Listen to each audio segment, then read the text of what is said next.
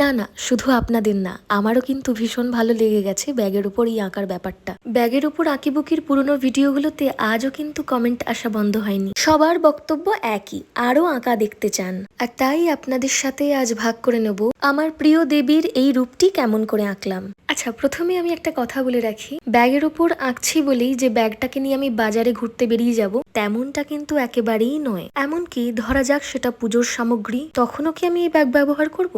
একদমই নয়। এবার আপনাদের মনে একটা প্রশ্ন আসতে পারে, এই আঁকাটি আমি ব্যাগের ওপরেই কেন আঁকলাম? ক্যানভাসেও তো আঁকতে পারতাম। আসলে ইদানিং ব্যাগের ওপর আঁকিবুকির কাজটা আমার ভীষণ ভালো লাগছে। আর যে কোনো নতুন কাজেই গোটা একটা কালী মূর্তি না আঁকতে পারলে আমার ভেতরটা কিরম ছটফট করে, তাই যথারীতি এঁকে ফেলেছি। এখন আপনারা চিন্তা করবেন না, আমি এটা অবশ্যই তুলে রাখবো, বরং বলা যায় সাজিয়ে রাখবো।